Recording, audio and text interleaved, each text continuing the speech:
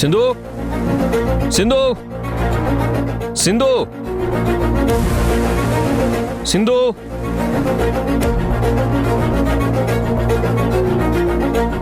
అమ్మా సింధు,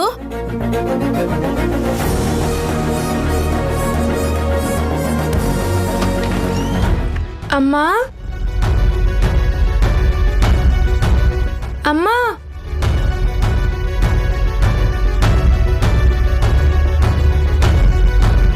నానమ్మ, ఆ అమ్మ మా గదిలో లేదు.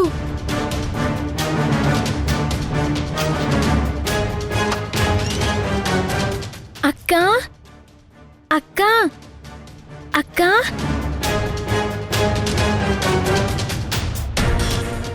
అక్క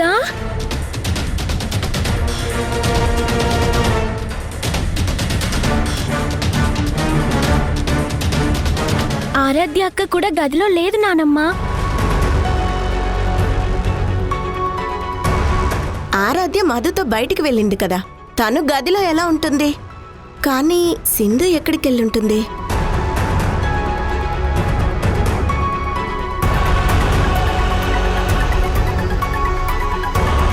తేజ, తేజ,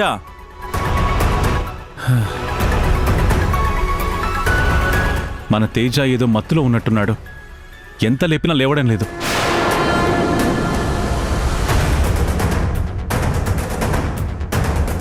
ఏంటి చంద్ర, వీడి మధ్య ఇలా తయారయ్యాడు?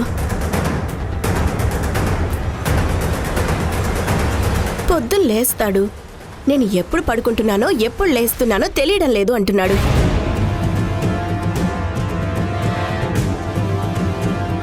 వీడి చుట్టూ ఏదో జరుగుతుంది అసలా. ఒక కంట కనిపెట్టాలి అసలా. నాకు చెప్పావు కదా, నేను ఒక కన్ను వేస్తానులే.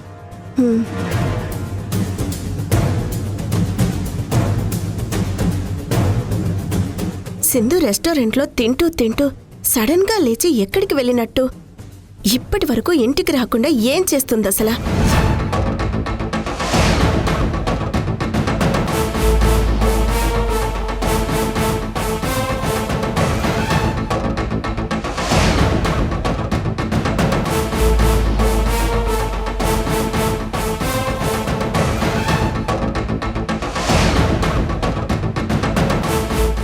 ఏంటి మధు, నువ్వొక్కదానివే వస్తున్నావు?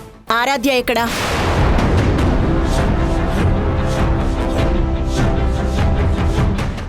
అది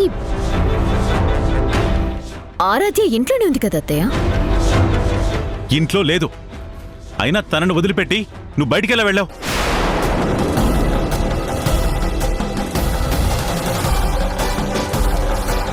సమాధానం చెప్పు. అత్తయ్య, నేను తీసుకెళ్లిన మాట నిజమే.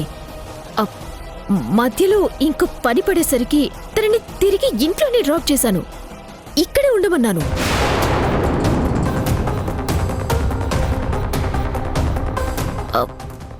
ఇంట్లో లేకపోవడం ఏంటి? ఏమైనట్టు? తినిపిస్తానని తీసుకువెళ్ళిన నువ్వు తిరిగి ఇంట్లో దించటం ఏంటి? ఆ తేజగాడు ఎందుకని ఉలుకు పలుకు లేకుండా అలా పడున్నాడు? పైగా ఏమైంది అని మమ్మల్ని అడుగుతున్నావా?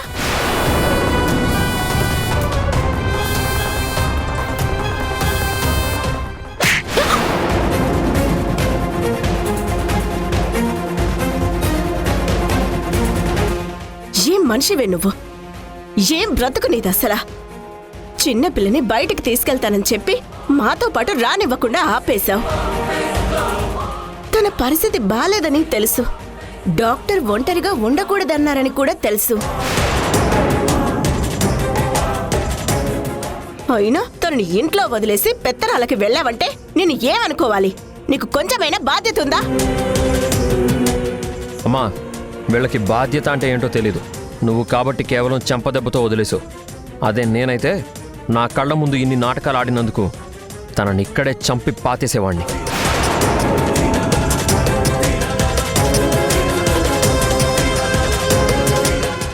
ఆరాధ్యకి ఏ చిన్న ఆపద జరిగినా నిన్ను మాత్రం వదిలిపెట్టను. వెళ్ళ. నీ మొహం చూస్తుంటేనే నాకు అసహ్యం వేస్తుంది. వెళ్ళవే ఇక్కడి నుంచి.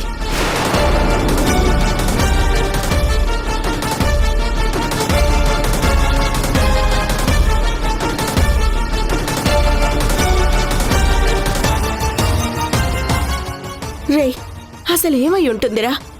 ఒకవేళ సింధు ఇంటికి వచ్చి ఆరాధ్యని బయటికి తీసుకెళ్ళిందంటావా?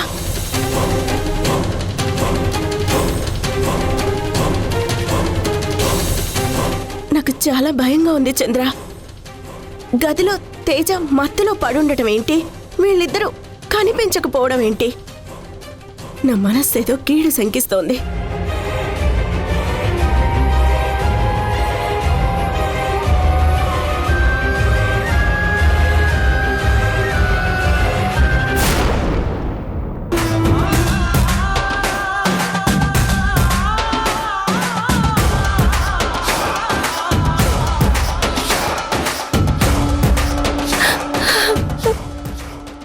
సింధు, ఒక ప్రాణాన్ని నిలబెట్టగలిగావు.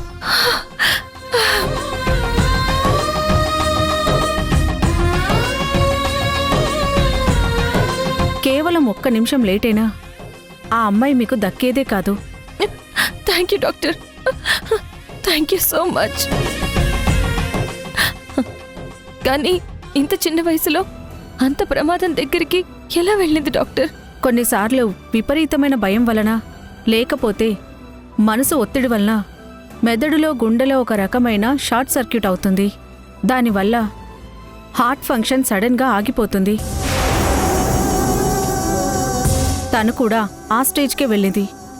మీరు ఇమీడియట్గా హాస్పిటల్కి తీసుకురాకపోయి ఉంటే ఈ రోజు తను ఉండేదే కాదు. నిజం చెప్పాలంటే తనకి ఈరోజు మీరు రెండో జన్మనిచ్చారు.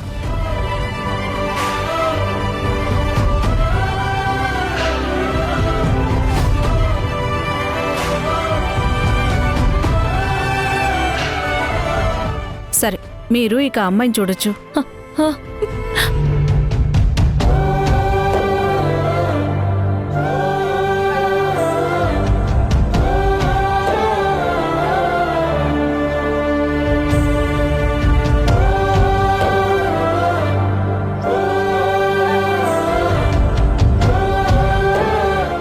మేడం, అక్కడే ఆగిపోయారు? ఇప్పుడు తనకి బానే ఉంది. మీ ప్రార్థనలు దేవుడు విన్నాడు. తనకి పల్స్ పడిపోయింది. లోపల మేమంతా అదే తనకి చివరి శ్వాస అనుకున్నాం. ఒక్కసారైతే నా మైండ్లో మీరే మెదిలారు. తనకేమైపోతుందో అని నోట మాట కూడా రాకుండా మీరు పడిన కంగారే గుర్తుకొచ్చింది. ఏదో అద్భుతం జరిగినట్టు తనకి ఊపిరందింది.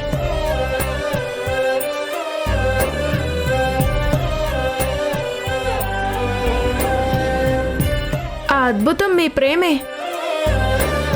అదే తనకి ఊపిరి పోసిందేమో అనిపిస్తుంది.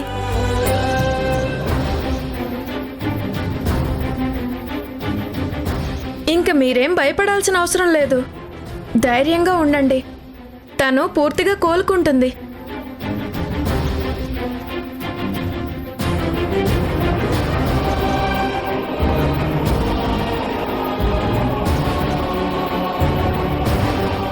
నా భయం కూడా అదే.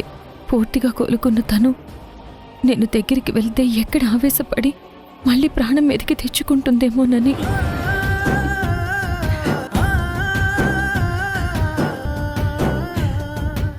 ఈ 4 అడుగుల దూరం నన్ను నీ దగ్గరికి ఎప్పుడు చేరుస్తుందో.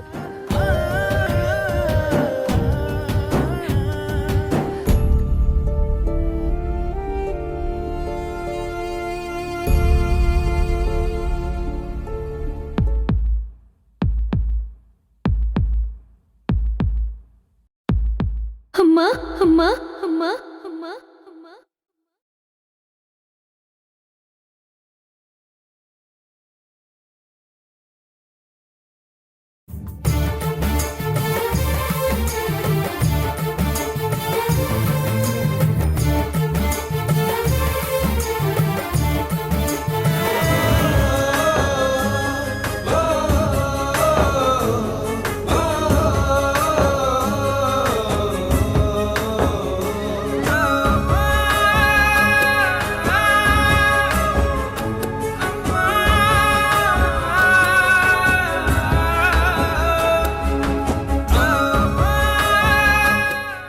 ఎందుకో తెలీదు, ఈ ఈరోజు నువ్వు నాకు మా అమ్మలా కనిపిస్తున్నావు.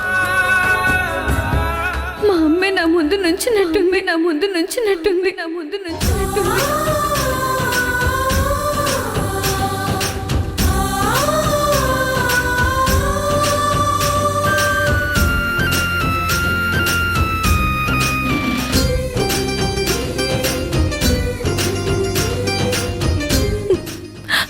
అమ్మ ఆరాధ్య, అమ్మ లేదని నువ్వెప్పుడు దిగులు పడకు. నేనున్నంత వరకు నీకు ఆ లోటు రానివ్వనమ్మా. నాకు రిషి చేసి ఎంతో, నువ్వు కూడా అంతేనమ్మా. నా అక్క కూతురివి, నువ్వు నా ప్రాణం తల్లి.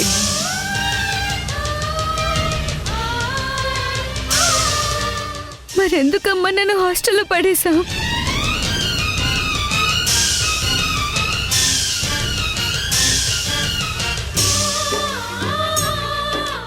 అప్పుడు నేనే రోడ్డు మీద ఉన్నానమ్మా. ఇంట్లో స్థానం కోసం పోరాడుతున్నాను. నా జీవితం నా చేతుల్లో లేదు.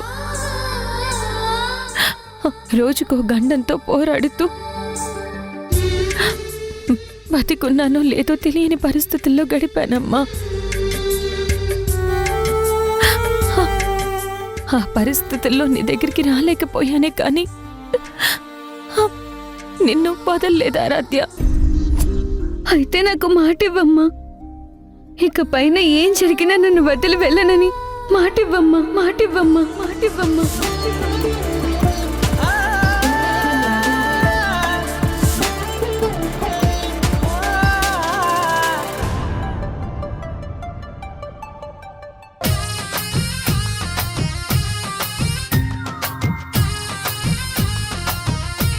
నీకు మాటిస్తున్నాను ఆరాధ్య, నా ప్రాణం పోయినా నిన్ను వదిలిపెట్టను. నిన్ను కంటికి రెప్పలా కాపాడుకుంటాను.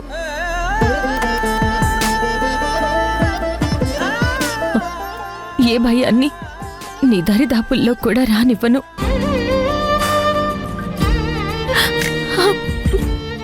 నన్ను నమ్మ ఆరాధ్య.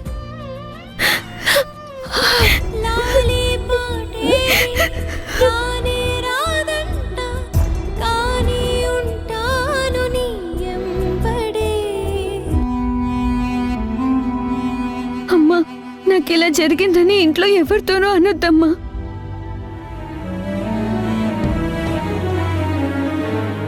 అమ్మా, అందరూ కంగారు పడతారు, నా మీద జాలి పడతారు. నాకు ఆ జాలి ఇష్టం ఉండదమ్మా. ప్లీజ్ అమ్మా.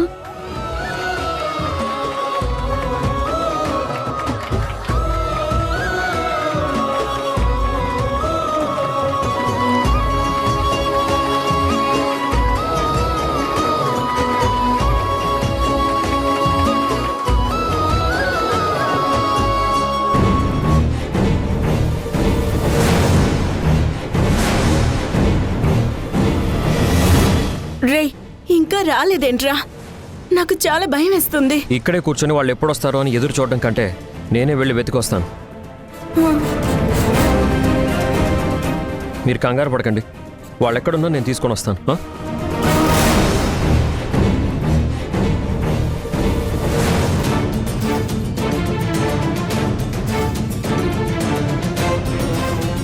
ఎక్కడికి వెళ్ళావు సింధు? సింధు, మేమెంత టెన్షన్ పడ్డామో తెలుసా? నువ్వు ఎక్కడికి వెళ్ళావో తెలీదు. ఉన్నట్టుండి ఆ మధు వచ్చి ఆరాధ్యని ఇంట్లోనే దింపి వెళ్ళిపోయానని చెప్పింది. నువ్వేమో ఫోన్ ఎత్తటం లేదు. మాకెంత కంగారుగా ఉంటుంది.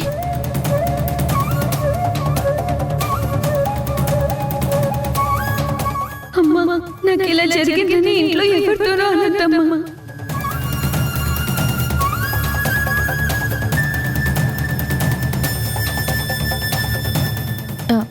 అత్తయ్య, ఫోన్ స్విచ్ ఆఫ్ అయింది. మధు గురించి నాకు తెలుసు కదా, తను ఆరాధ్యని ఇంట్లో ఒంటరిగా వదిలుంటుందని నాకు అనుమానం వచ్చింది. అందుకే రెస్టారెంట్ నుంచి నేరుగా ఇంటికే వచ్చాను. నేను అనుకున్నట్టే తను ఇంట్లో ఒంటరిగా ఉంది.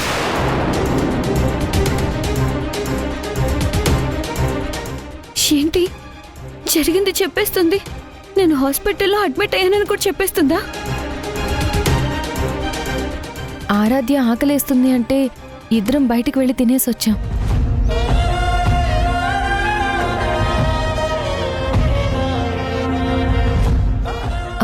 చాలా రోజుల తర్వాత ఆరాధ్యతో గడపడం వల్ల నేను టైం చూసుకోలేదు. టైం చూసుకోకపోవడం ఏంటి? అంత తీరిగ్గా చెప్తున్నావు? మీకేమై ఉంటుందోనని టెన్షన్తో చచ్చిపోయాం. సారీ యష్.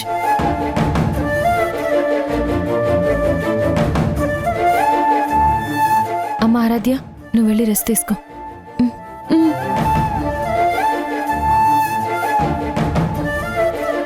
సారీ అత్తయ్య, నేను మిమ్మల్ని అందరినీ కంగారు పెట్టాను. పర్లేదమ్మా. ఆ మధు అజాగ్రత్తగా వదిలేసి వెళ్ళిపోవటం వల్ల ఆరాధ్య నీతో ఉందా లేదా అని ఎక్కువ టెన్షన్ పడ్డాను.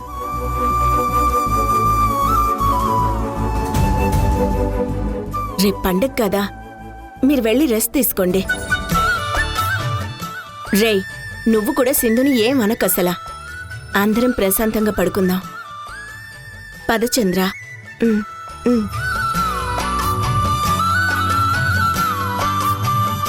గుడ్ నైట్ అమ్మా.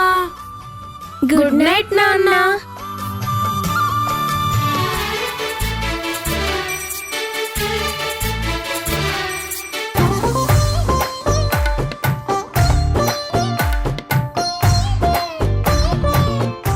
Sorry Yash.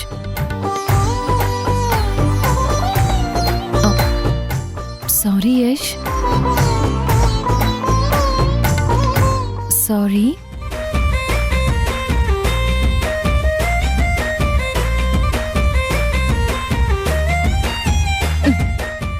Sorry Yash, sorry.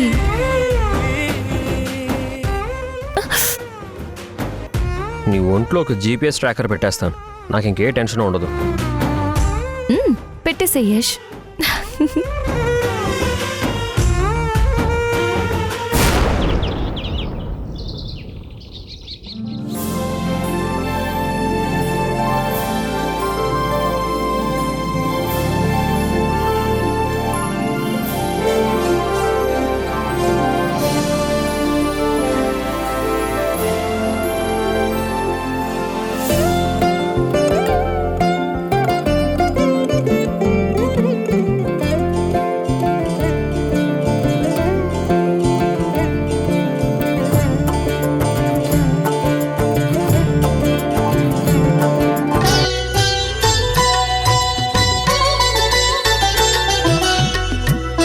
ఏమైంది సింధు? ఆరాధ్య కూడా వస్తే బాగుండేది అత్తయ్య. పిలిస్తే రానంటుంది. పండగ పూట తను ఒంటరిగా గదిలో ఉండడం నా మనసుకి చాలా కష్టంగా ఉంది అత్తయ్య. హలో.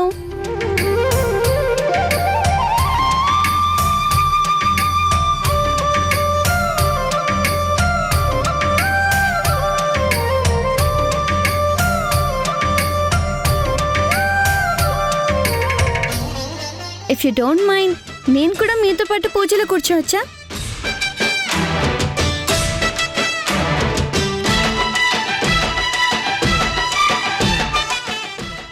రాకా.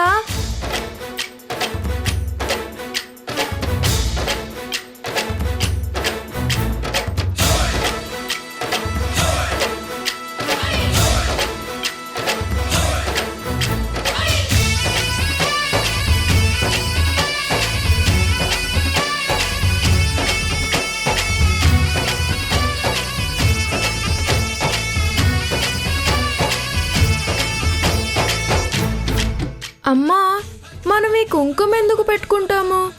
మన రెండు కనుబొమ్మల మధ్యలో ఉండేది ఆజ్ఞాచక్రం అంటారు. ఇక్కడ ఒత్తిడి పెంచుతూ బొట్టు పెట్టుకోవడం వల్ల మన మెదడులోని నరాలు ఉత్తేజమై జ్ఞాపక శక్తి పెరుగుతుంది. అంతేకాదు, ఇది మనలోని శక్తిని కాపాడుతూ బయట నెగిటివ్ ఆలోచనలు రాకుండా అడ్డుకుంటుంది. అందుకే బొట్టు పెట్టుకున్నప్పుడు మనసుకి అంత ప్రశాంతత. ఇంత లాజిక్ ఉందా? నేనేదో క్యాజువల్గా పెట్టుకుంటారనుకున్నాను.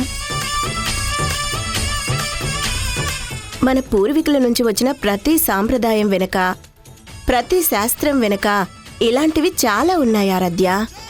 మనం తెలుసుకోవడానికి ప్రయత్నించాలి అంతే. సరే, అందరూ పూజ కూర్చోండి. ఆరాధ్య,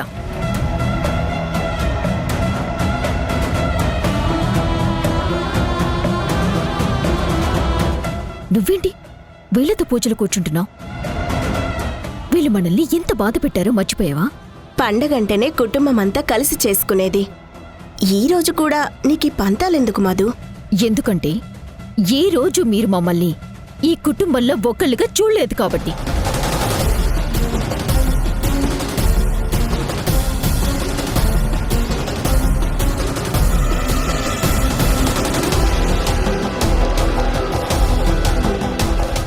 ఆరాధ్య, మన ఫ్యామిలీ వరకు ఏదైనా గుడికి వెళ్ళి కళ్యాణంలో కూర్చుందాం రా.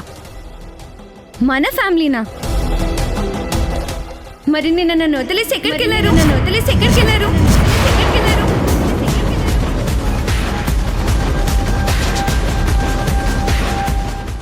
నేను నిన్ను అడిగాను బయటికి తీసుకెళ్ళమని, నువ్వే వచ్చావు. నా సంతోషం ముఖ్యమన్నావు. అలా తీసుకుని వెళ్ళినట్టే వెళ్ళి తిరిగి ఇంట్లోనే డ్రాప్ చేశావు. ఏదైనా తినడానికి పార్సిల్ తెస్తానని వెళ్ళిన దానివి తిరిగి రాలేదు. ఈయనేమో కాన్షియస్ లేకుండా గదిలో పడున్నాడు. ఏ అమ్మైనా బిడ్డను అలా వదిలేసి వెళ్తుందా? అస్సలు వెళ్ళదు. అమ్మ అంటే నీలా ఉండదు. మా సింధు అమ్మలా ఉంటుంది.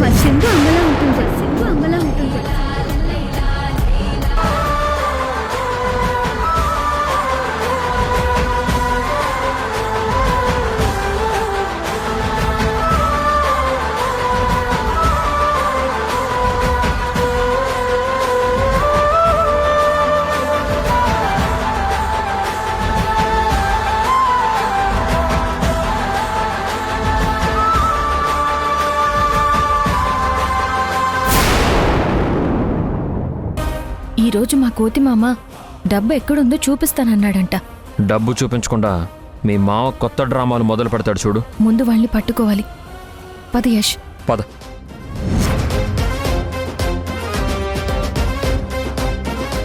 రత్నం గారి ఫోన్ లొకేషన్ ఇక్కడే చూపిస్తోంది.